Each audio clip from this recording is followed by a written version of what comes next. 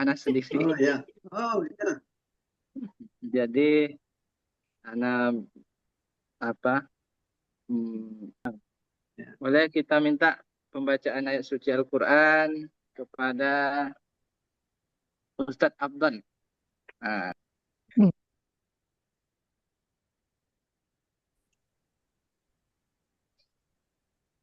أعوذ بالله من الشيطان الرجيم. بسم الله الرحمن الرحيم.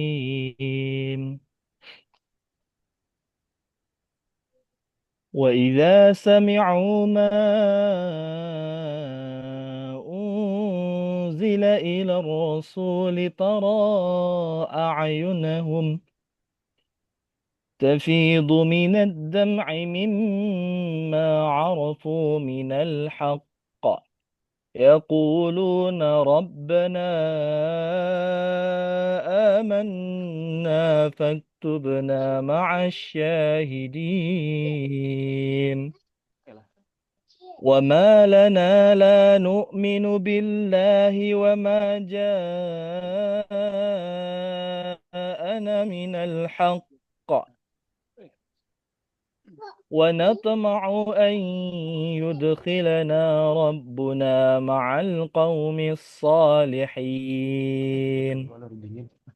فأثابهم الله بما قالوا جنات تجري من تحتها الأنهار خالدين فيها وذلك جزاء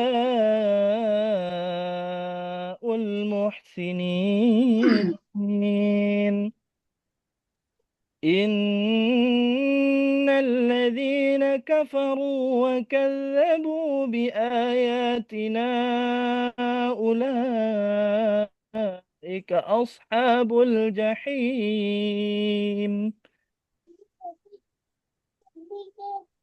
يا أيها الذين آمنوا لا تحرموا طيبات ما أحل الله لكم ولا تعتدوا إن الله لا يحب المعتدين.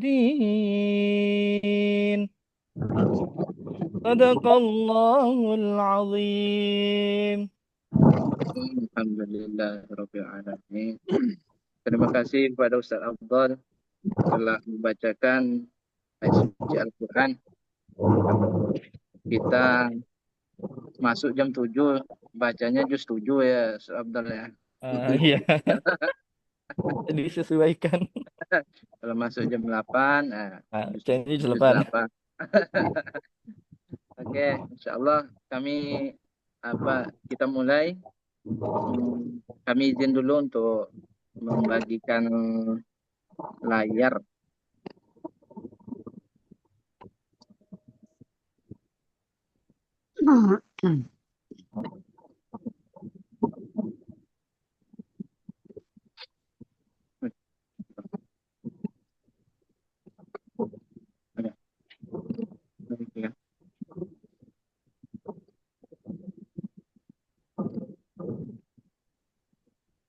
Udah nampak, Ustaz?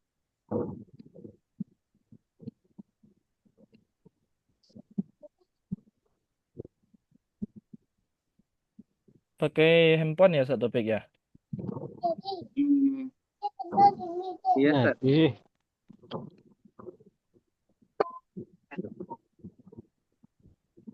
Bisa di rabahan siapa ya, Sa? Dia kadang. Boleh, Ustaz. Ustaz.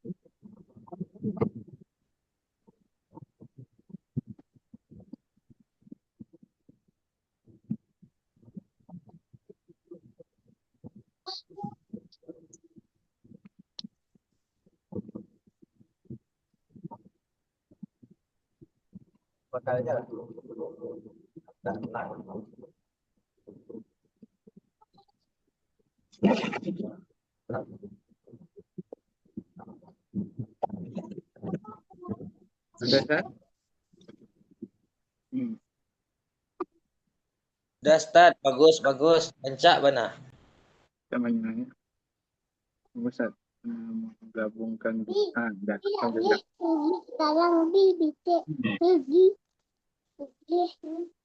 Baik. Mabilu. Mati. Mati. Baik, bismillahirrahmanirrahim. Insyaallah saya akan mempresentasikan makalah ana yang judulnya adalah Kurikulum Ulumul Quran. Yang pertama latar belakang. Yang pertama, setiap lembaga pendidikan itu membutuhkan kurikulum untuk dapat merumuskan nilai-nilai yang akan ditanamkan kepada peserta didik. Yang pertama. Yang kedua, kurikulum bagi lembaga pendidikan adalah cita-cita besar ke depan. Seperti halnya sebuah mimpi, namun kurikulum harus realistis. Segala bentuk cita-cita harus dapat dijelaskan secara detail tentang bagaimana langkah untuk mewujudkan mimpi tersebut. Yang ketiga, latar belakang dari penulisan adalah pemaparan tentang kurikulum di atas menandakan perlunya kurikulum dalam setiap studi, termasuk pada studi ulumul Quran. Baik, selanjutnya rumusan masalahnya ada dua yang kita bahas di sini. Yang pertama, apa yang dimaksud dengan kurikulum ulumul Quran.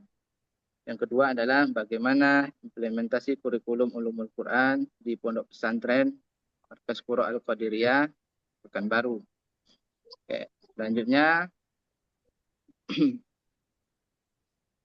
definisi daripada kurikulum ulumul Quran adalah suatu rancangan pembelajaran ulumul Quran yang disusun dengan sistematis untuk mencapai suatu tujuan individu, kelompok, dan lembaga, baik itu pendidikan formal ataupun non-formal. Selanjutnya, pola pesantren di Indonesia. Ada pola yang pertama itu salafiyah. Dia itu tidak mengajarkan pengetahuan umum, ilmu pengetahuan umum.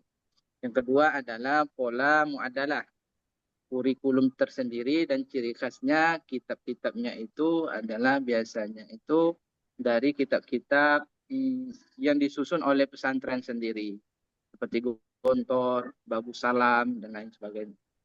Selanjutnya adalah pola pesantren yang ketiga, yaitu menggabungkan antara salafiyah dan menyediakan sistem pendidikan seperti madrasah dan sekolah. Ini kombinasi daripada nomor 1 dan nomor 2. Pola 1 dan 2. Selanjutnya kita akan membahas tentang profil pondok pesantren Makro Al-Qadiriyah. Ini, tapi saya langsung masuk kepada polanya. Pola pesantren ini itu masuk kepada pola yang ketiga. Ia tetap ada pendidikan salafiyahnya dan juga menyediakan sekolah ataupun madrasah untuk formalnya. Selanjutnya, gambaran umum kurikulum ulumul Quran di pondok pesantren Markas Qura Al-Qadiriyah, MTS dan MA. Yang pertama, bahan ajar. Bahan ajar yang pertama itu adalah matan Jazariyah, kedua matan Tuhfatul Atfal, yang ketiga adalah matan Syatibiyah.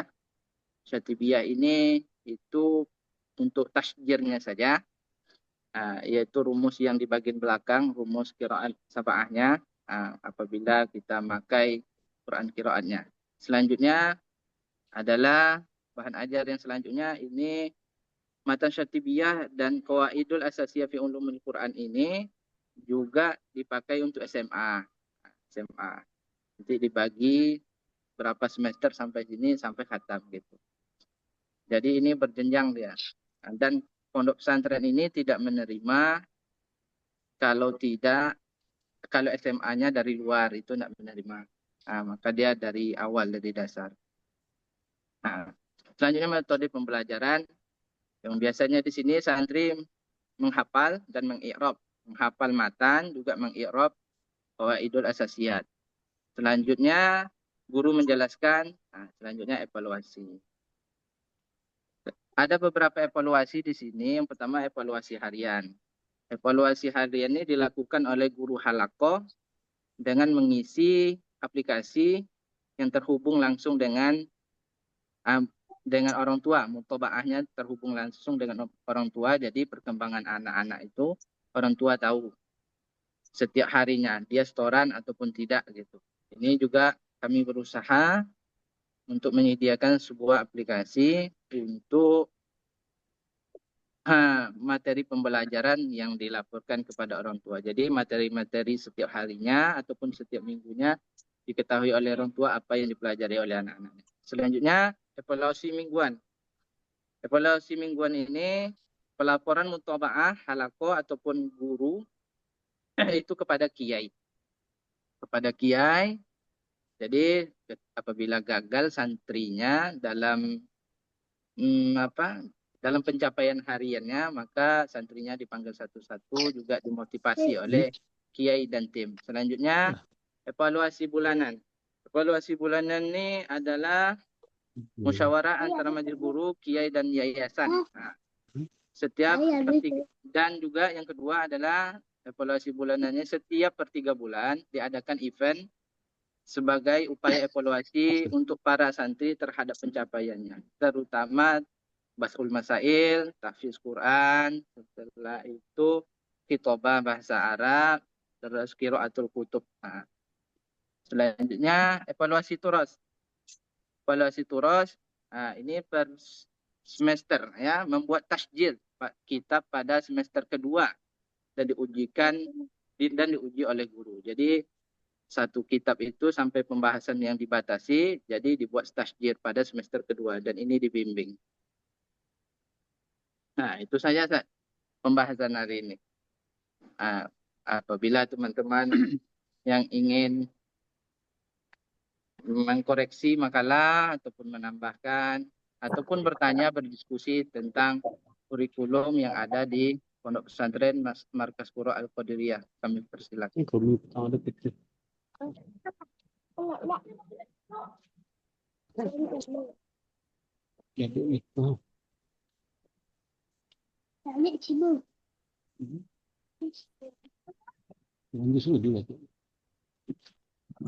Ada Ustaz yang ingin bertanya ataupun menambahkan ataupun mengkoreksi daripada makalah kami, karena Al-Fakir banyak kurangnya dalam segi penulisan.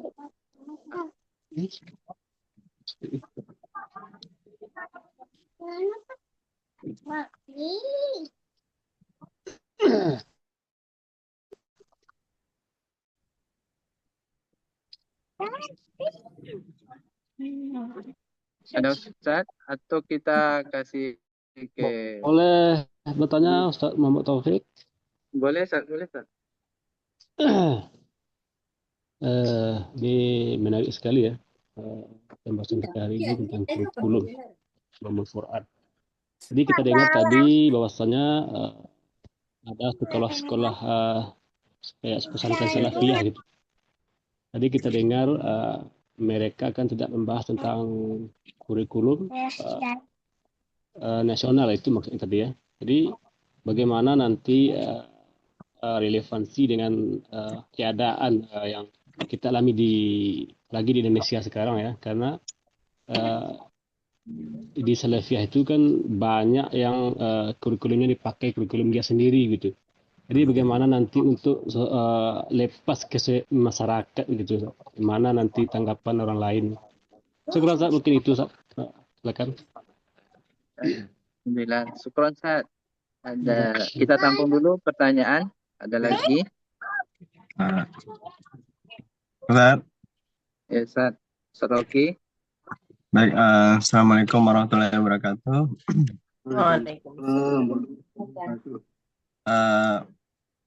Maaf, Afwan, ini lagi dalam jalanan nih. Iya, salah. Ini menyambung dari pertanyaan tadi, Ustaz. Iya, Jadi di pesantren salafiyah itu kan tidak memakai kurikulum umum ya. Jadi apa kurikulum yang dipakainya itu gitu.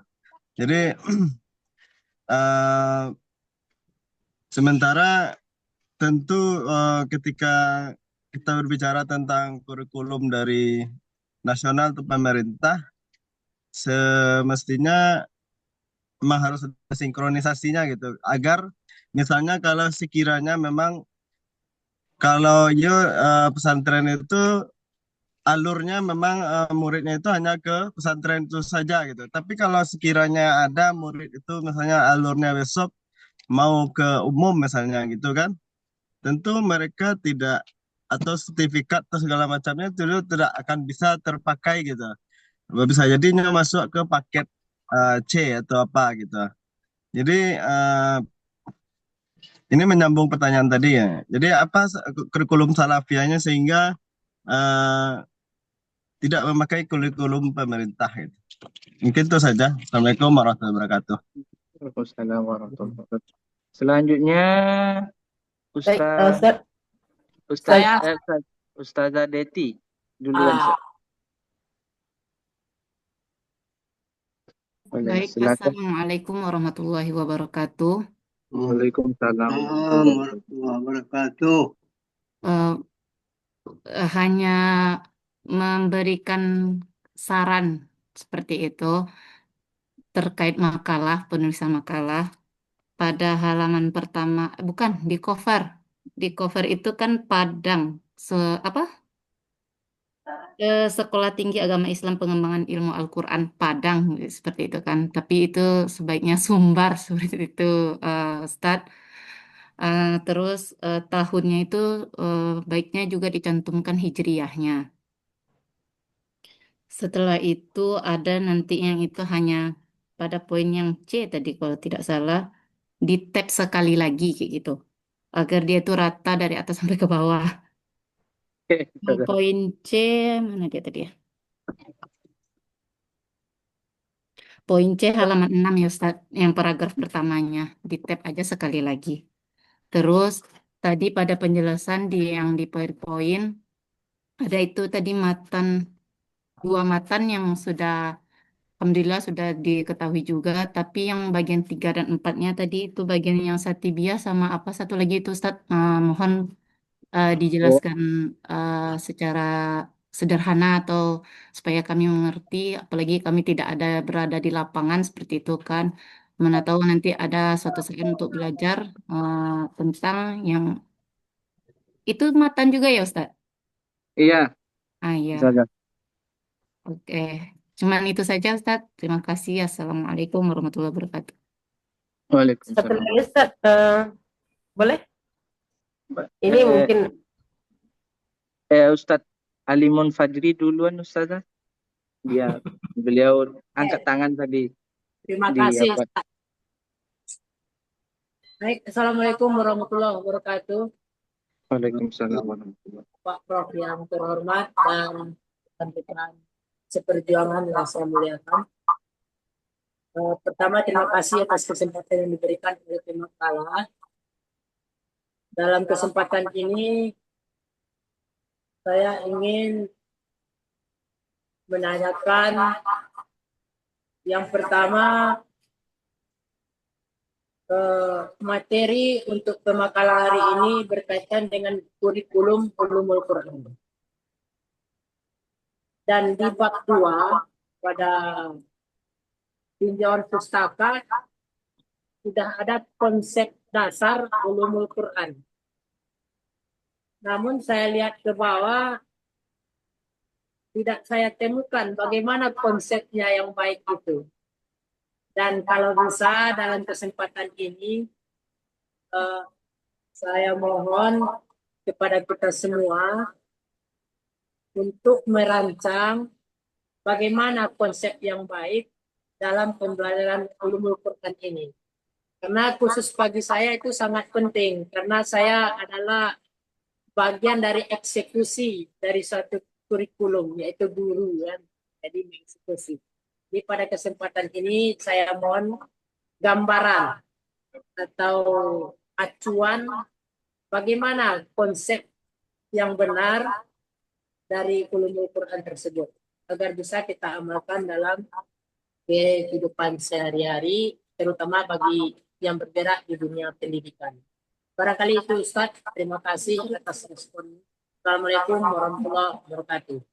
Waalaikumsalam warahmatullahi wabarakatuh. Yang terakhir, Ustazah Yeni Marlina.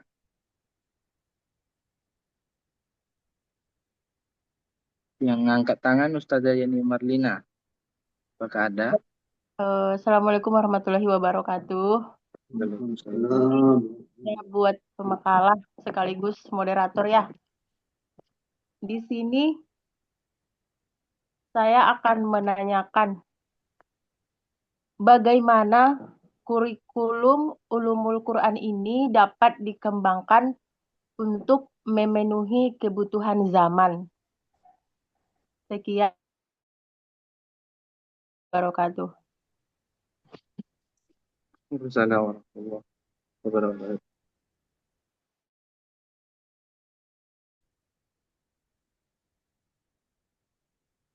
Oke. Ana coba jawab pertanyaan yang pertama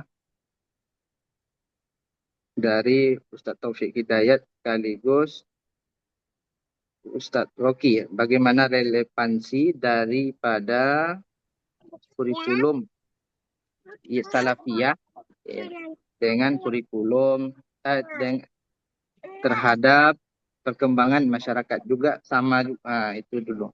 Yang pertama, dia hampir sama jawaban pertanyaannya.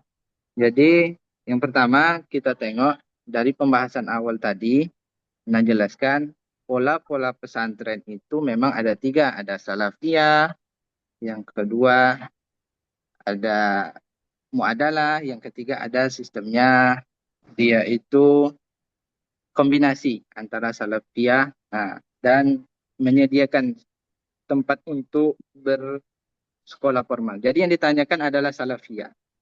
Salafiyah ini rata ini pondoknya, santrinya banyak-banyak. Lirboyo pertama. Sekarang alhamdulillah Lirboyo sudah ada menyediakan madrasah. Kedua, Temboro. Sekarang alhamdulillah sudah menyediakan madrasah yang ribuan santrinya. Terus bagaimana dia lepas? Ada dulu, kalau pesantren salafiyah, dia ada fokusnya yang ingin dicapai mereka. Makanya mereka itu memakai paket aja, Ustaz. Dan alhamdulillah pendidikan di luar sekolah kan itu diberlakukan di Indonesia. Ya, diberlakukan di Indonesia. Jadi tidak masalah gitu. Untuk melanjutkan perkuliahan tetap bisa. Insyaallah.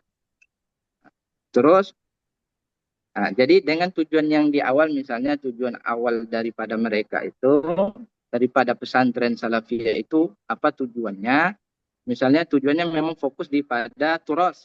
Jadi maka mereka tidak mengambil jalan itu paket gitu, di situ dia. Jadi kalau masalah dia lepas ke masyarakat, insya Allah mereka itu dibimbing disediakan paket juga. Gitu. Tapi alangkah koreksi dari anak, alangkah lebih baiknya salafiyah itu juga kalau bisa menyediakan daripada sekolah ataupun madrasah. Itu saran dari anak. Tapi kan tergantung daripada fokus masing-masing. Kan latar belakang tadi anak sampaikan setiap lembaga itu membutuhkan punya kurikulum ataupun cita-cita ke depan itu beda-beda dia gitu. Jadi di situ tujuan daripada pendirian suatu lembaga itu menentukan daripada kurikulum yang ingin dibuatnya. Setelah itu juga dia juga mengambil jalan pintas pendidikan formalnya berbeda gitu. Kalau muadalah itu memang kurikulumnya tersendiri gitu.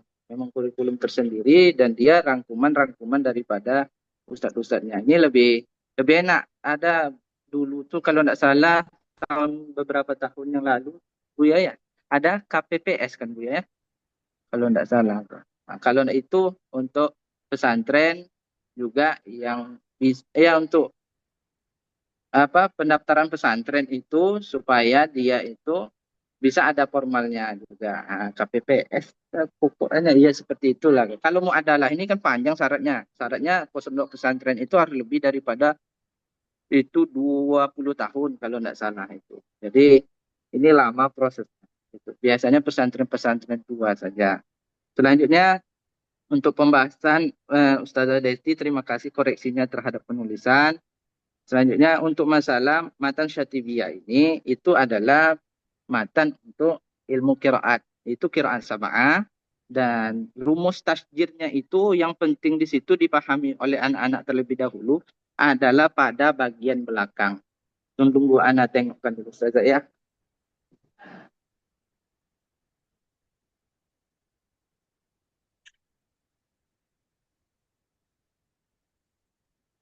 Jadi tasjir daripada qiraat sab'ah ini rumus-rumusnya ini terlebih dahulu kami dari belakang dulu kasih rumus kepada anak-anak terlebih dahulu.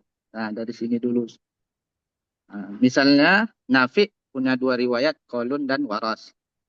Jadi apa rumusnya? Berarti kalau di Quran qiraat sab'ah, kalau ada alif berarti itu Nafi. Selanjutnya Qawaidul Asasiyah itu tuh ulumul Quran. Itu pembahasannya ulumul Quran. Dia ada pembagian nanti itu, ada pembagian pengetahuan agak umum, setelah itu ada kaidah dan lain sebagainya. Selanjutnya pertanyaan daripada konsep dasar ulumul Quran gitu. Konsep dasar ulumul Qurannya tingkat dasar tuh maknanya itu ana belum paham juga Ustaz. Makna dasar Ustaz ini dari SD kah?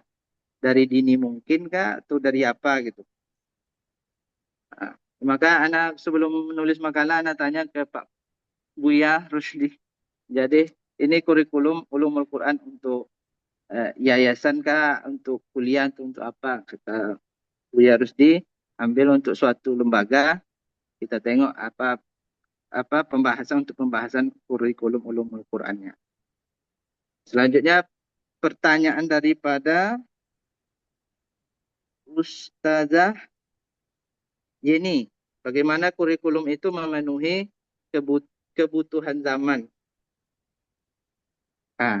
Ini gimana Anda jawab nih? Ini kalau ada daripada kawan-kawan yang ingin menambahkan, karena konsep kami di sini belajar saja. Kalau untuk kebutuhan zaman, wallahu a'lam, tidak ada nambah di situ.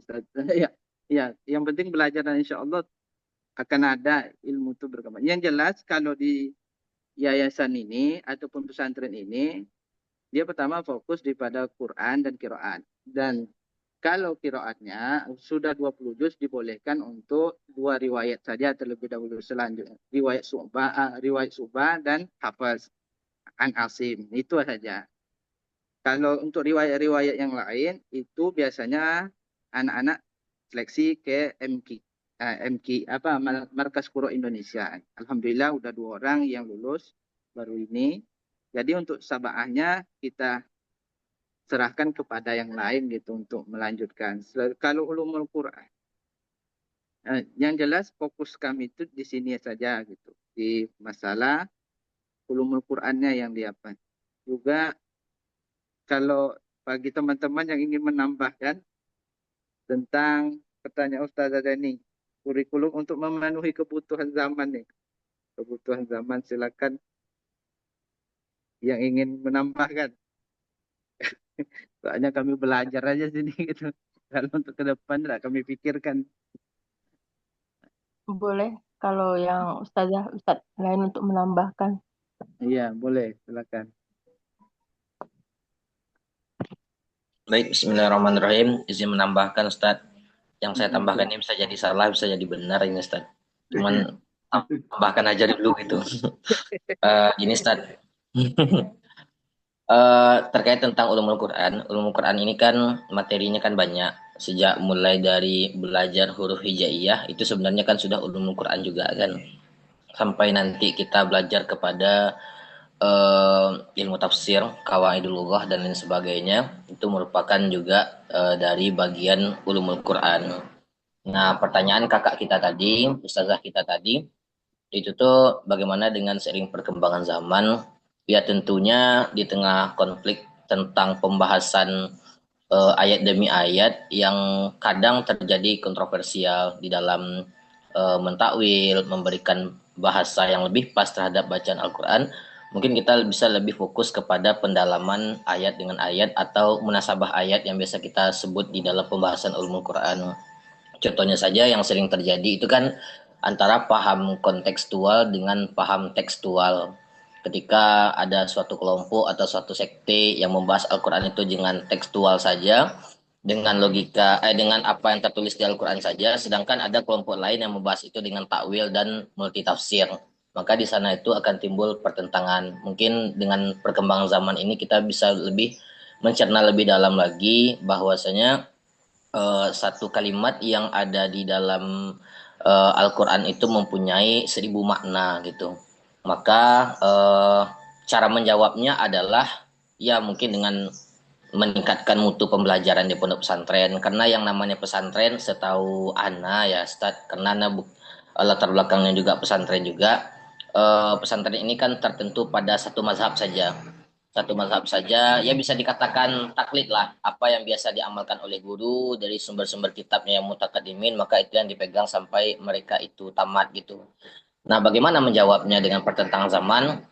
Boleh jadi ketika di pesantren itu kita ada menyinggung atau memberikan kilasan tentang fikih perbandingan 4 mazhab, atau fikih perbandingan mazhab, atau mungkin dengan mengkaji, walaupun nanti mengamalkannya nanti sesuai dengan pemahaman kita di pesantren, setidaknya kita mengkaji bagaimana sih pemahaman aliran-aliran lain itu. Kan kita juga pernah tuh di madrasah membahas tentang ada Mu'tazilahnya, ada cara berpikir orang yang Qadiriyahnya, ada cara berpikir orang yang Jabariyah dan lain sebagainya. Mereka itu juga sama-sama berpedoman kepada Al-Quran, tetapi cara mengambil makna dari Al-Quran itu berbeda gitu.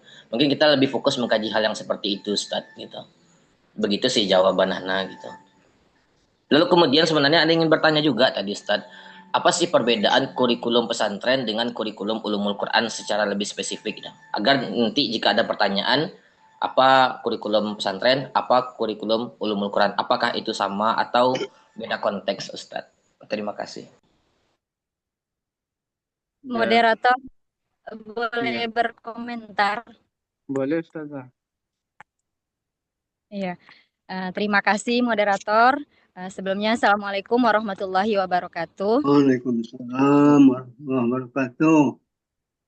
Sebelumnya mohon maaf Pak Prof, saya sedang di tepi jalan cari sinyal Pak Prof, sebab di kampung saya sedang hilang sinyal gitu Pak Prof. Jadi keluar ke tempat desa tetangga gitu Pak Prof. Jadi mungkin agak-agak bising nanti Pak Prof.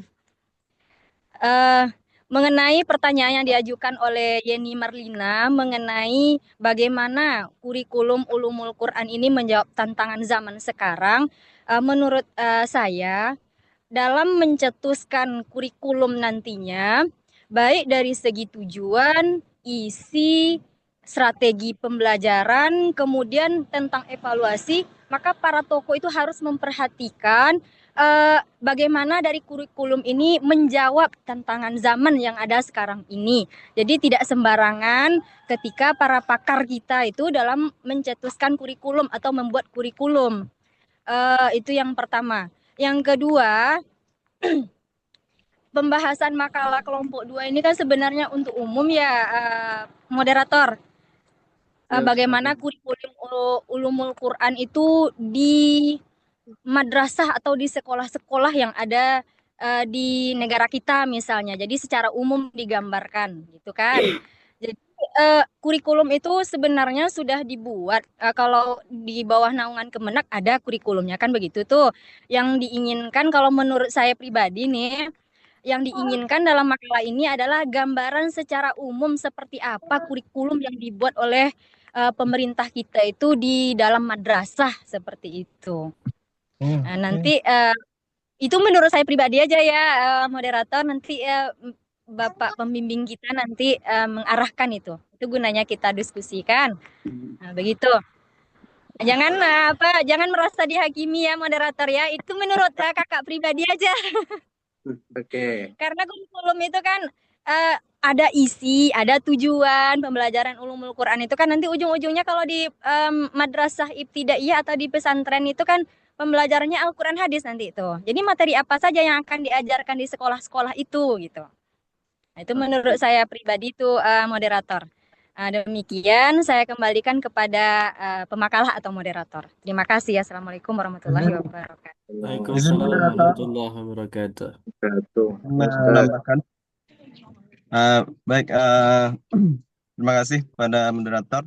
Ini menjawab tadi ya, mudah-mudahan ini bisa sering lah ya.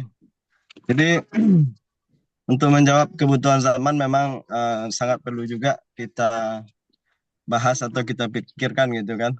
Karena memang tidak semuanya juga orang berorientasi untuk ke akhiratnya saja gitu kan. Jadi apalagi di zaman sekarang ini yang seperti disampaikan di kegiatan yang dulu ya, maksudnya di makalah kita sebelumnya, bahwasanya zaman sekarang itu berbeda ya.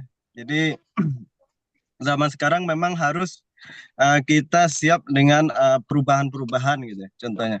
Jadi contohnya kebutuhan zaman pada hari ini juga misalnya ada anaknya ingin masuk dokter misalnya kan, atau ada anaknya ingin masuk ke polisian gitu kan.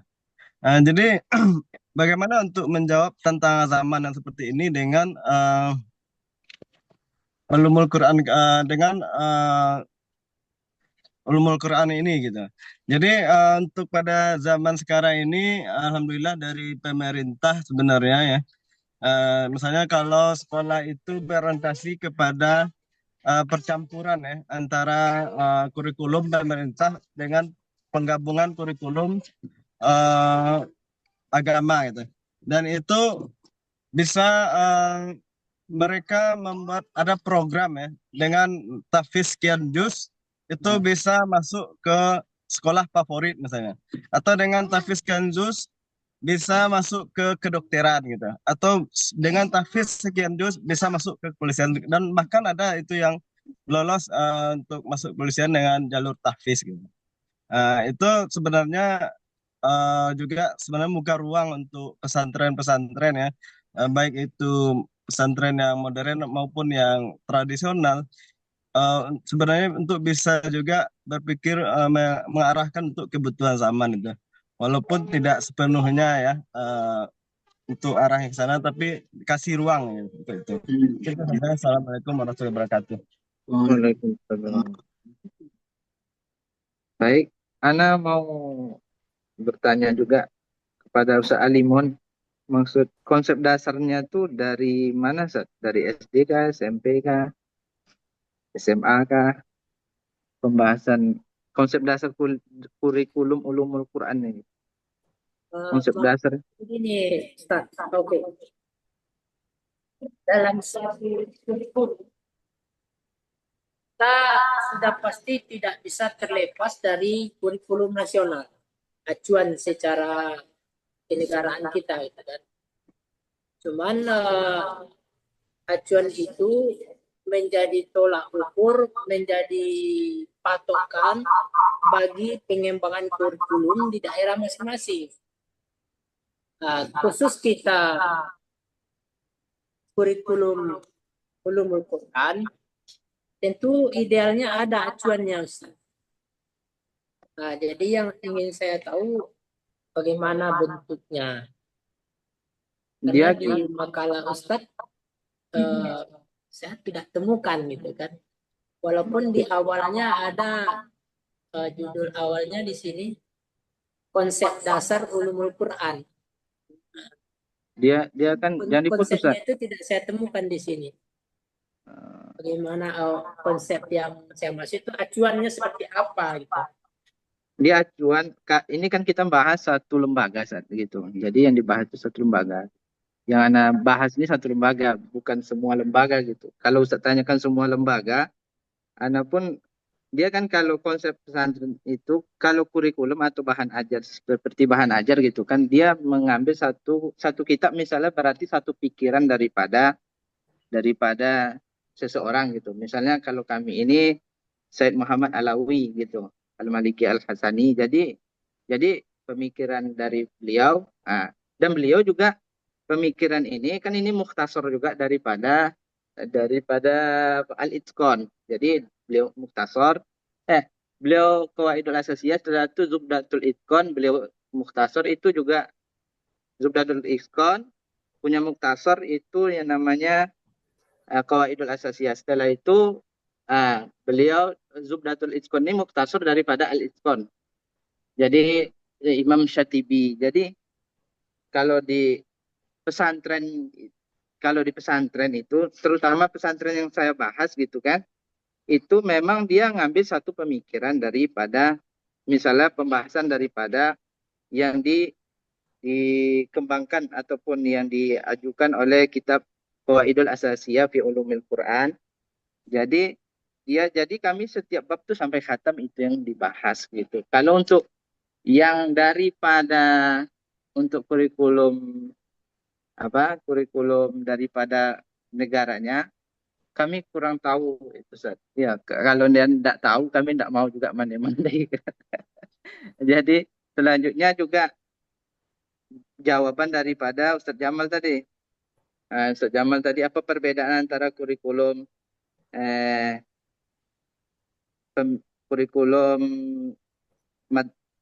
ulumul Quran dari negara formal dengan non formal. Kalau seperti Salafiyah itu dia memang itu tadi dia itu mengambil satu kitab dan berarti itu satu pemikiran. Dan satu pemikiran itu biasanya diambil dari satu pemikiran yang lain, dari yang lain gitu. Jadi dia itu berkesinambungan keilmuannya dari situ. Kalau di khusus pesantren, kalau dari kurikulum negeri ataupun kurikulum madrasah contoh ulumul Quran, dia itu akan mencakup semua aspek gitu, semua aspek kehidupan kan yang seperti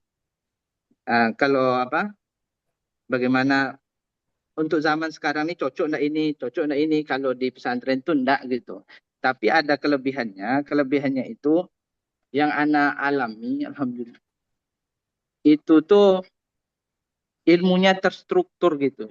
Itu kelebihan daripada pesantren gitu. Kalau terstruktur, jadi dia makanya kami ada pakai tasjid. Jadi anak-anak itu bukan sekedar belajar, tapi juga dia tuh membuat pola gitu. Pola daripada kitab itu seperti apa. Kalau biasanya memuktasor, kami tidak, kami mentasjid saja gitu. Terus itu Ustaz. Pemekalah. Iya. Kita coba sampai jam 8 kita diskusi ini ya. Nanti saya lagi ya. Iya, Bu ya.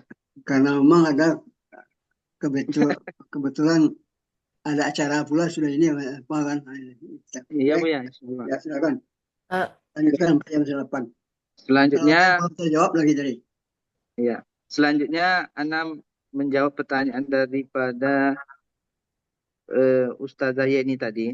Kalau misalnya kebutuhan zaman ini seperti yang disampaikan Ustaz Jamal tadi kan itu ibaratnya itu tidak menjaga toleransi terhadap perbedaan. Contoh kelompok ini dan kelompok ini terhadap ayat mutasyabihat itu kan penting juga ya. Kan maka di sini kami juga ibarat itu diajarkan juga bagaimana pola pikir daripada mentafsirkan ayat mutasyabihat. Kan ada 3 tuh kalau tidak salah, itu polanya adalah, metodenya adalah tafwid. Tafwid, yang kedua takwil, yang ketiga isbat. Isbat ini juga yang dipakai oleh kawan-kawan kita daripada yang menamakan mereka itu salafi gitu. Isbat bila kaif kan. Kalau takwil itu kan dipakai oleh kalangan NU gitu. Kalau ini kan, kalau tafwid kan di kalangan mutaakhirin gitu. Jadi kalau kita mengetahui perbedaan letak metode daripada menafsirkan ayat-ayat mutasyabihat, jadi kita agak lebih toleransi di dalam bermasyarakat. Karena bukan ayatnya yang salah, tapi beda dalam metode memahami. Itu saya, Bu ya. Moderator, Boleh. boleh. Bentar. Iya, Iya, Ustazah. moderator. Mengenai pertanyaan yang diajukan oleh Bang Alimun Fajri tentang konsep dasar ya. Konsep dasar ulumul Quran di sekolah. Mengenai konsep dasar, kita tidak bisa terlepas dari ruang lingkup pembahasan dari ulumul Quran. Ada berapa pembahasan itu? Kalau yang saya ingat kemarin kalau nggak salah 17 entah berapa macam itu ilmu yang dipelajari dalam ulumul Quran, seperti adanya sejarah Al-Quran kalau nggak salah kemarin itu yang dibahas oleh Kak Syifa di kelompok 1 kemarin. Ada ruang lingkup, ada pembahasan apa saja yang harus dibahas ketika dipelajarkan materi ulumul Quran gitu. Jadi di tingkat SD misalnya atau di tingkat sekolah dasar, apakah itu SD, apakah itu MI, begitu ya. Jadi materi apa yang kira-kira dari 17 entah 41 buah kemarin tuh ruang lingkup pembahasan dalam ulumul Quran itu yang bisa diajarkan kepada anak tingkat sekolah dasar. Begitu juga dengan tingkat SMP atau menengah kalau di bawah Kemenak MTS. Materi mana lagi yang harus diajarkan ketika tingkat SMA? Para pakar itu atau tokoh yang ahli dalam mencetuskan kurikulum itu pasti membahas, gitu kan? Bahas materi yang paling cocok tingkatan siswa begitu. Jadi konsep dasarnya itu berdasarkan materi yang ada di dalam ruang lingkup ulumul Quran itu, gitu Ustaz. Demikian dari saya jawabannya moderator, saya kembalikan kepada moderator. Ya. Mana Ustaz Alimun Fajri? Sementara saya terima dulu Ustaz, ya karena nanti ada Prof yang akan menjelaskan lebih jauh. Namun di sini saya sedikit menambahkan tentang pertanyaan Ibu Yeni Mardina ini Ustaz. Boleh, Ustaz. Tadi Bu Yeni bilang bagaimana ulumul Quran itu bisa diterima di setiap zamannya ya. Sesuai dengan pembelajaran kita beberapa hari ini, kita dapat pahami bahwasanya kurikulum itu selalu dibenahi, selalu dirancang setiap ada kebutuhan. Dan kebutuhan itu sesuai dengan perkembangan zaman. Makanya di antara struktur kurikulum itu, selain yang mengacu kepada kurikulum nasional, kita juga diberikan kesempatan untuk pengembangan dengan kurikulum daerah. Dan di antara lain pengembangan itu juga memuat kekhasan suatu daerah. Dan juga pengembangan diri, serta lain-lain sebagainya. Itu banyak sekali itemnya dalam kesalahan. Jadi menurut saya, kurikulum itu akan tetap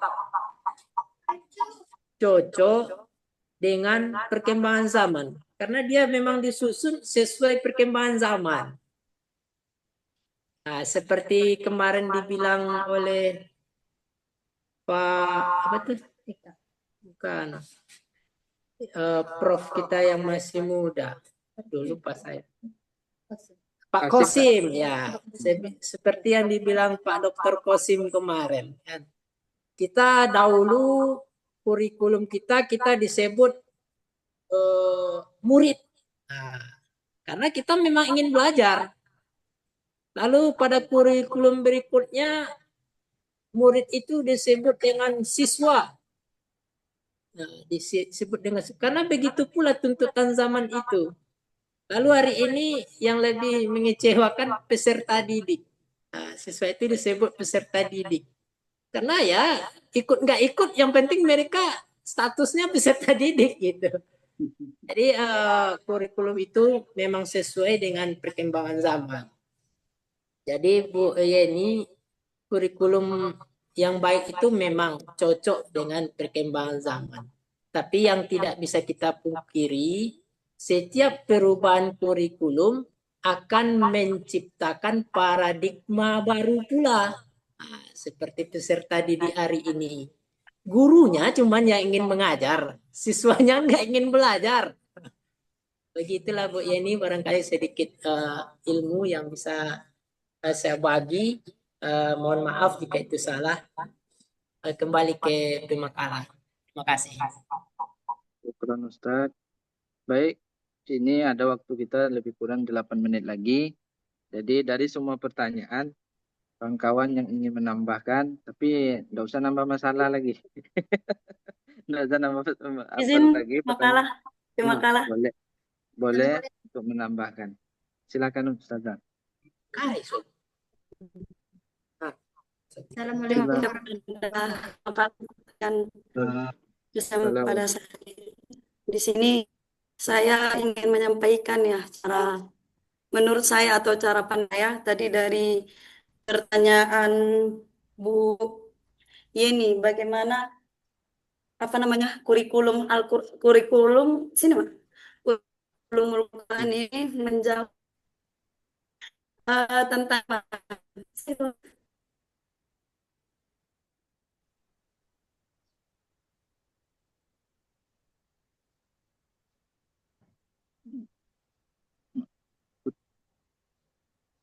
Sepertinya Ustazah Fitri itu hilang sinyal karena waktu kita tinggal 5 menit lagi, Ustaz. Gimana tuh? gini aja Ibu.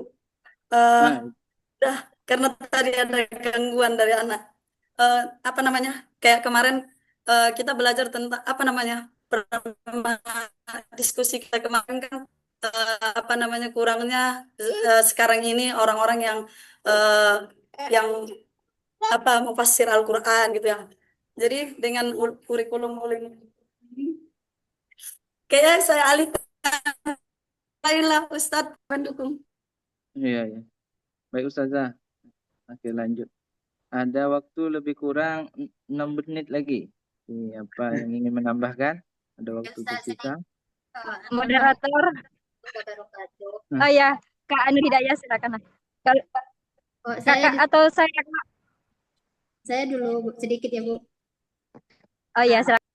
Di sini saya menambahkan sedikit mengenai kurikulum ulumul Quran ini.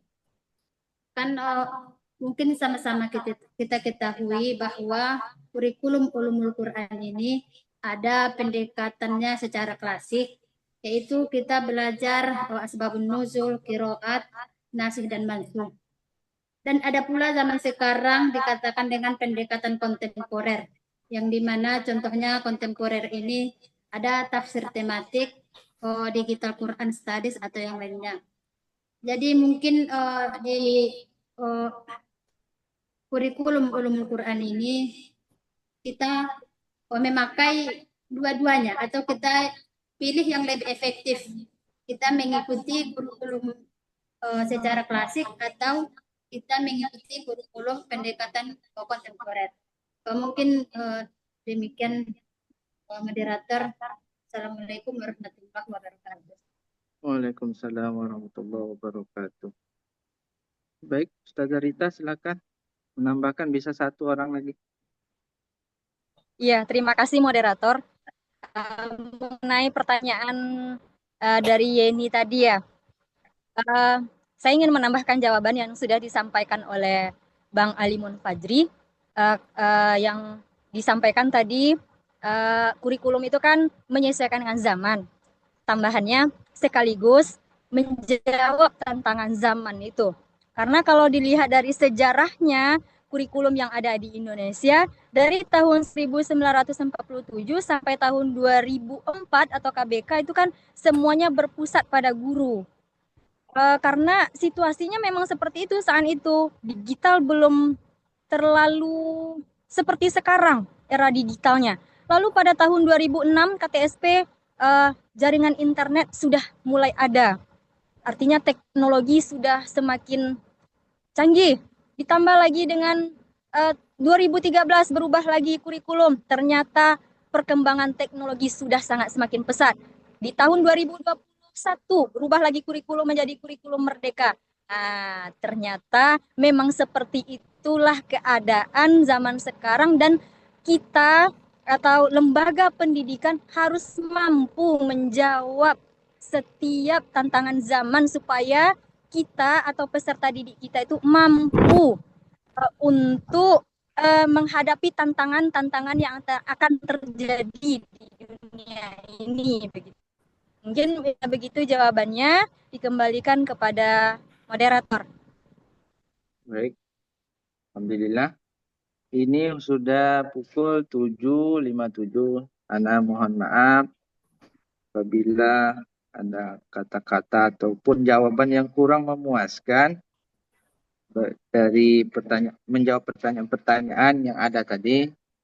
Kita langsung kepada pembimbing kita, murabbi kita, Prof.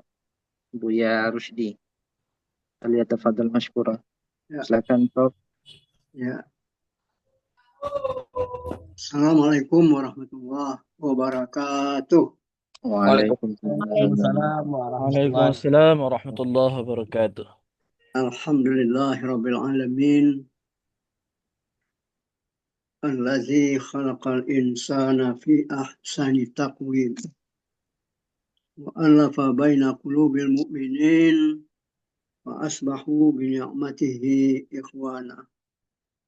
Wassalatu wassalamu ala khairi khalqihi sayyidina wa habibina wa syafi'ina wa maulana Muhammadin wa ala alihi wa sahbihi ajma'in, amma ba'd. Terima kasih moderator sekaligus pemakalah. Dan juga terima kasih kepada Anda semua yang telah menyampaikan pokok-pokok pikiran. Jadi saya bergembira ini melihat situasi diskusi ya yang hangat ya. Memang itu yang dikehendaki. Jadi kalau kita bicara tentang ulumul Quran, pada dasarnya kan ada dua ya. Pertama, ulum an ahwalil Quran ya. Jadi yang pertama itu ulumun an ahwalil Quran. Ilmu-ilmu tentang situasi dan kondisi Al-Quran. Bagaimana Al-Quran diturunkan, kapan diturunkan, apa. Nah, ini adalah situasi an ahwalil Quran. Ya. Yang kedua, ulumun an muhtawayatil Quran. Ulumun an muhtawayatil Quran. Yaitu ilmu-ilmu yang berkaitan dengan kandungan Al-Quran. Nah, kedua-duanya ini harus seiring sejalan. Seiring sejalan. Nah, tadi disebutkan berbagai bentuk ya. Ya, kita kalau kita lihat mengacu kepada undang-undang ya. Undang-Undang nomor 20 tahun 2003 itu bahwa kurikulum itu adalah seperangkat rencana. Seperangkat rencana dan pengaturan ya mengenai tujuan, isi, dan bahan pelajaran serta cara yang digunakan sebagai pedoman penyelenggaraan kegiatan pembelajaran. Ya. Nah, jadi ini karena sifatnya kita ini adalah pengembangan ya. Kita kan pengembangan kurikulum ulumul Quran. Gitu kan. Jadi mata kuliah kita kan pengembangan ulumul Quran, termasuk pengembangan kurikulum itu. Nah, kalau kita bicara tentang pengembangan, kenapa harus dikembangkan? Karena memang keadaan membutuhkan, situasi membutuhkan. Oleh sebab itu, pada waktu-waktu tertentu ada yang namanya peninjauan kurikulum. Jadi kurikulum dulu, sekarang mungkin yang akan datang ya tidak sama saja, tidak sama sebangun dia. Kenapa? Karena kebutuhan-kebutuhan masyarakat. Itu semuanya itu dapat ditampung oleh Al-Quran sebenarnya. Nah, Al-Quran apa itu? Jadi kita guru itu menjawab tantangan dan kebutuhan masyarakat. Nah, seperti yang tadi disampaikan oleh para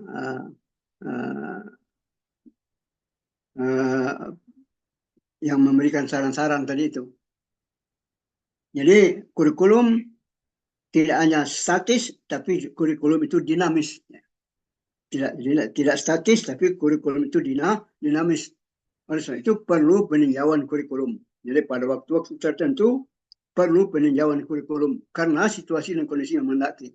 Dan situasi dan kondisi yang baru itu sebenarnya dapat dijawab oleh Al-Quran. Karena Al-Quran itu Al-Quran salihun likulli zaman wa makan, kan itu ya. Al-Quran aplikatif ya, salihun itu artinya cocok kan, dapat diaplikasikan, dapat diterapkan pada setiap zaman dan tempat. Nah, oleh sebab itu tadi misalnya pesantren ya, pesantren pondok-pondok pesantren kan bermacam-macam ya, ada yang salafi, ada yang tradisional, ada yang modern ya, ada yang modern. Ya, itu sesuai dengan pembinaannya masing-masing kan. Namun keadaan kita menghendaki, ya keadaan kondisi kita menghendaki persatuan kan, persatuan Indonesia kan itu sekarang, persatuan Indonesia. Nah, dan juga misalnya moderasi beragama, moderasi beragama. Nah, oleh sebab itu barangkali kurikulum yang kita adakan di pondok-pondok pesantren. Nah, tadi siapa yang memaparkan itu memang harus hendaknya bisa memahami itu. Nah, misalnya dalam masalah fikih, dapat dipahami. Walaupun kita punya mazhab kan, kita berpegang teguh kepada mazhab kita, tapi juga kita memahami mazhab orang lain, itu kan? Memahami mazhab orang lain. Silakan oleh sebab itu, karena kalau kita lihat imam mazhab itu kan mengatakan, Syafi'i saja mengatakan, iza sahal hadis bahwa mazhabi, kan itu kan? Iza sahal hadis bahwa mazhabi. Bila ada hadis yang sahih, itu mazhab aku juga, walaupun aku tidak membicarakannya di dalam sehari-hari, kehidupan sehari-hari, tapi itu mazhabku. Nah, itu berarti Imam Syafi'i itu memang toleransi beragama dia. Nah, dia mengemukakan toleransi beragama, atau yang kita kenal sekarang ini di Kementerian Agama, moderasi beragama. Nah, moderasi beragama. Kemudian juga misalnya berkenaan dengan teknologi, ya, berkenaan dengan teknologi, kemajuan teknologi apa saja kan maju sekarang, termasuk teknologi informasi, ya, teknologi digital, teknologi transportasi, itu Al-Quran juga memuat itu. Oleh sebab itu mungkin pada waktu-waktu tertentu kita juga memberikan walaupun tidak tercantum dalam kurikulum, mungkin kita sampaikan oleh guru yang bersangkutan bahwa Al-Quran begini ya. Jadi ini, dan nanti pada masa yang akan datang mungkin dimasukkan kepada rancangan kurikulum. Nah, jadi begitu apanya. Kemudian juga saudara-saudara, bahwa dalam pelaksanaan ini tentu kita harus mendasarkan kepada ayat-ayat Al-Quran, ya, mendasarkan kepada ayat-ayat Al-Quran mengenai persatuan, mendasarkan pada ayat-ayat Al-Quran mengenai perbedaan pendapat, ikhtilafu ummati rahmah itu ya, mendasarkan kepada ayat-ayat Al-Quran, mendasarkan kepada hadis-hadis Rasulullah Shallallahu Alaihi Wasallam. Nah, ini akan menjadi hal yang penting dalam rangka menjaga persatuan dan kesatuan, misalnya. Jadi oleh sebab itu ini kurikulum penting. Nah, dalam melaksanakan ini, tadi kalau kita berbicara tentang perencanaan, tentang pelaksanaan, kemudian juga tentang evaluasi, itu dapat kita lihat misalnya surat Al-Hasyr ya, ayat 18 ya. Nah, itu sebagai landasan kita. Ya ayyuhallazina amanu taqullaha wal tanzur nafsum ma qaddamat lighad. Wattaqullah innallaha khabirum bima ta'malun. Nah, itu bisa mendasari dalam kajian kita tentang evaluasi ya, atau perencanaan dan evaluasi. Nah, sehingga dalam orang-orang ahli pendidikan, termasuk juga orang ahli administrasi, itu kan ada 4 hal yang disingkat dengan POAK itu ya. POAK ya, P pertama P itu adalah planning ya, perencanaan. Nah, untuk merencanakan kurikulum, bagaimana kurikulum yang sesuai dengan zaman. Pada waktu masa tertentu nanti terjadi peninjauan kurikulum, apa yang tidak cocok lagi dengan apa yang harus ditambahkan misalnya. Nah, itu termasuk planning itu, perencanaan ya. Kemudian O itu organizing ya. Organizing. Ya. Bagaimana melaksanakannya siapa? Bagaimana akan melaksanakannya itu organizing, ya, organizing. Kemudian executing, pelaksanaannya lagi, executing. Bagaimana mengaktualisasikannya? Nah, siapa yang melaksanakan? Kemudian Controlling. Controlling ya, controlling. Ini yang yang perlu kita lakukan juga terhadap kurikulum ulumul Quran. Jadi sehingga anak-anak kita tadi sudah sebut misalnya yang dari di mobil itu siapa itu? Ya. Yang mobil tadi siapa? Rocky Muslim. Ya Jackie ya. Rocky. Ini Rocky Gerung. Rocky Gerung ya. Ini bagus sekali ini ya. Misalnya ada anak-anak kita dari pondok pesantren, tapi dia punya keinginan terpendam untuk masuk perguruan tinggi umum, bahkan misalnya untuk masuk perguruan tinggi kedokteran, fakultas kedokteran, itu mereka kan harus bisa lewat jalur, kan bisa lewat jalur umum, bisa lewat jalur lewat jalur tahfiz bisa ya. Nah, mungkin ini tahfiz ini juga kita berikan kesempatan kepada yang berminat, mungkin ya dalam tanda petik yang berminat ya, sebab kan tidak semuanya punya kemampuan tahfiz. Nah, yang berminat silakan kita berikan ya, kita berikan kepada mereka bekal-bekal untuk itu, sehingga mereka misalnya banyak itu ya, masuk UNAN itu, fakultas kedokteran UNAN, ada jalur tahfiznya. Nah, jadi ini memberikan kesempatan. Ini tentu juga berhubungan dengan kurikulum tadi itu, ya, berhubungan dengan kurikulum yang perlu kita ciptakan, yang perlu kita laksanakan. Kalau ada pertanyaan kita berikan kesempatan, silakan yang mau bertanya saya kembalikan untuk memimpin pertanyaan ini kepada kita sampai 8.30 ya. Masih ada sekitar 20 menit lagi ya. Silakan Taufik ya. Taufik ya. Taufik Kemas ya. Ustaz, kalau bisa yang belum aja dulu ya Ustaz. Oke. Boleh, ya. boleh. Ustazah Rosida gimana? Ada pertanyaan? Untuk Ustaz Pak Prof, pertanyaannya mungkin seperti ini. Pada dasarnya ulumul Quran ini tidak nampak sekali, tidak terlalu di maupun pondok pesantren ini hanya sebatas sedikit sekali nampaknya, padahal seperti tadi kita melihat ulumul Quran ini di ahwalil Quran ataupun muhtarayatil Quran. Jadi sepertinya kita harus ada di pondok pesantren itu mendalami lebihnya. Biasanya ulumul Quran ini hanya di bidang tajwidnya dan juga seperti Al-Quran hadis begitu. Nah, seperti tadi tajwid itu pun hanya sederhana, tidak ada acuan yang jelas kadang, itu tidak semua ya. Seperti yang tadi ada matan jazarinya, itu pondok pesantren banyak juga yang tidak mengetahui, padahal di situ adalah banyak ulumul Qur'annya tentang cara membacanya kan begitu. Itu mungkin pertanyaan saya, bagaimana Pak Prof untuk lebih kita memperkenalkan ini kepada pondok-pondok pesantrennya gitu. Mungkin triknya yang mungkin sederhana gitu. Mungkin itu saja Pak Prof.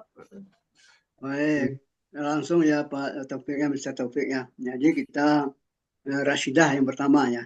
Rashidah dan Rusdi itu kan satu induk ya. Rashidah si Rusdi. ya, ini sama itu ya. Baik, seperti yang tadi disampaikan bahwa pondok-pondok pesantren itu memperkecil skop ulumul Quran ya. Walaupun tidak disebutkan memperkecil, mempersempit, tapi pelaksanaannya hanya terbatas kepada qiraat ya, qiraat, tilawah Quran. Mungkin juga tahfiznya juga ada ya, tapi mungkin lebih porsinya kepada tilawah, tajwidnya. Dan memang tajwid itu kan perlu jelas. Nah, sebab yang berhubungan dengan makharijul huruf itu kalau tidak cepat kan salah dia. Ya. Takna dengan takna kan beda juga dia misalnya kan. Betul. Jadi tanpa mengecilkan arti yang berlalu selama ini, yang berlaku selama ini namanya kurikulum, pengembangan kurikulum. Bagaimana kita memperluas ya, walaupun belum sempurna betul, ya menuju ke arah kesempurnaan yang dimaksud dengan ulumul Quran itu. Ya.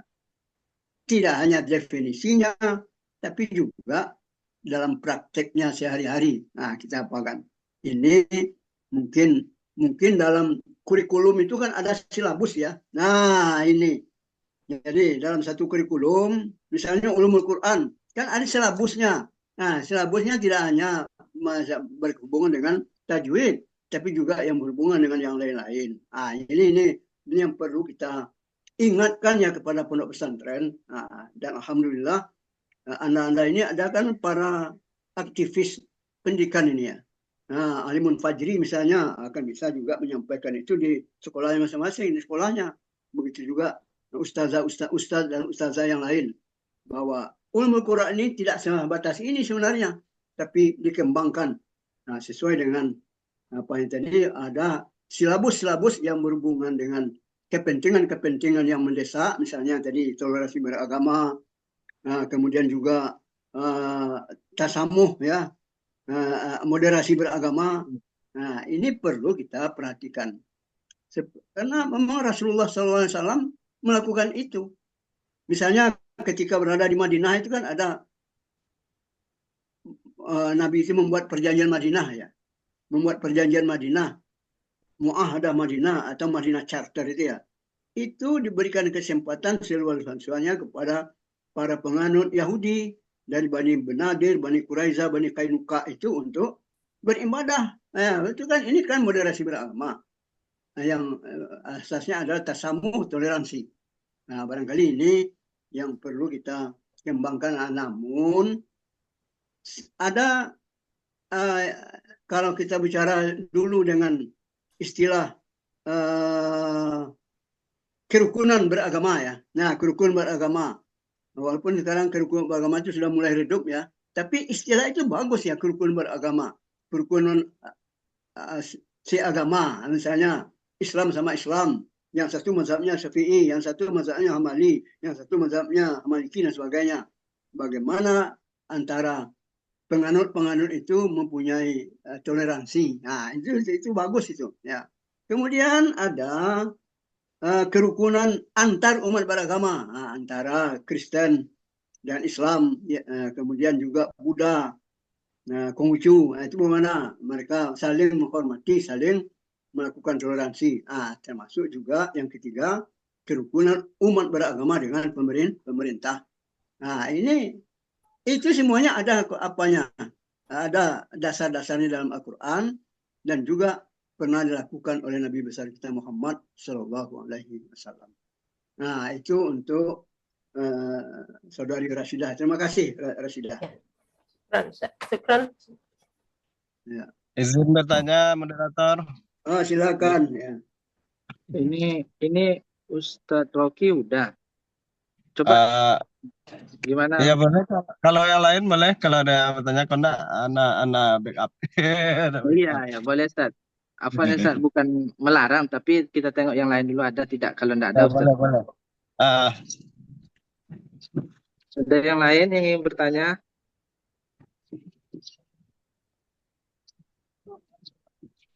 Nampaknya tidak ada Ustaz.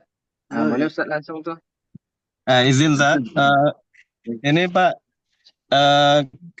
saya juga mendengar ini kan ada sanad gitu kan. Jadi kita di Stipik ini sebenarnya udah ada sanadnya dikeluarkan tuh belum gitu. Soalnya kan ada juga kita alumni Stipik, kemudian ada lembaga yang mengabsahkan bahwasanya lembaganya itu punya sanad gitu.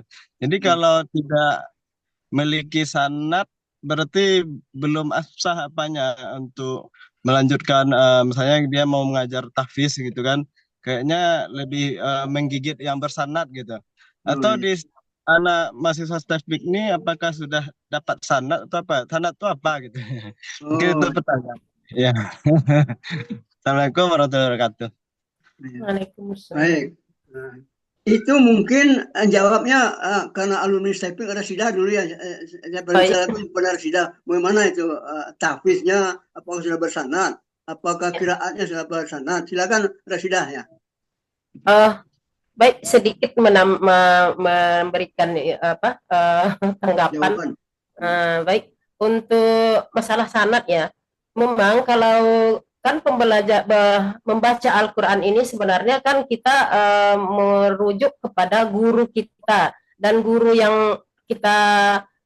itu sebenarnya punya sanad sampai kepada Rasulullah. Nah, itu intinya. Artinya kan sanad itu adalah sebagai penguat atau pertanggungjawaban dari bacaan yang kita baca, kan seperti itu.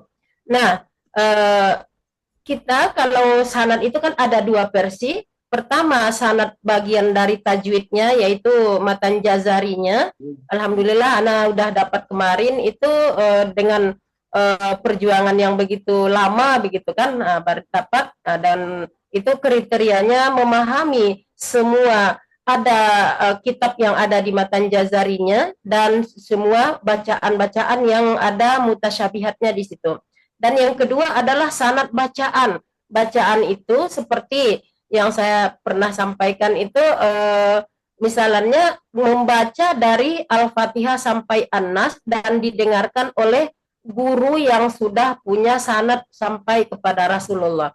Jadi artinya sanad itu adalah pertanggungjawaban dari guru yang kita sudah belajar dengan mereka. Nah, kalau di Stipik kan itu kita belajar kepada guru kita, contohnya Buya Mukhlis, dan beliau mungkin sudah ada juga belajar kepada gurunya, tapi tidak terurut sampai kepada Rasulullah. Tapi insya Allah bacaan mereka tuh standarnya sudah memenuhi, cuman yang namanya sanad itu mungkin belum sampai terurut sampai kepada Rasulullah. Itu saja sebenarnya. Artinya bukan tidak benar bacaan kita, bukan tidak sah, hanya urutan guru-gurunya itu belum tersusun rapi. Begitu mungkin yang saya pahami. Artinya sanad itu adalah ada guru dari guru-guru kita. Sama mungkin dengan hadis juga seperti sanad itu seperti itu. Nah, itu mungkin sedikit memberikan pengertian masalah sanad itu. Artinya ada buktinya gitu pula gitu kan. Nah, seperti kemarin Pak Profesor Said Agil kan sudah memberikan penawaran kepada kita. Mudah-mudahan nanti dengan adanya beliau itu kita sudah bisa nanti mengambil sanadnya begitu. Jadi rentetan atau urutan dari bacaan kita tuh sudah ada sanadnya. Begitu mungkin sedikit Pak Prof. Mohon maaf. Menanggapi Bu, jadi seberapa penting sanad itu kan? Soalnya kalau misalnya kita besok pertemuan dengan Bapak Said Agil, baru sekali pertemuan misalnya, terus dan langsung dapat sanad. Sementara kita di perkuliahan di STEPIK misalnya 4 tahun, gitu kan.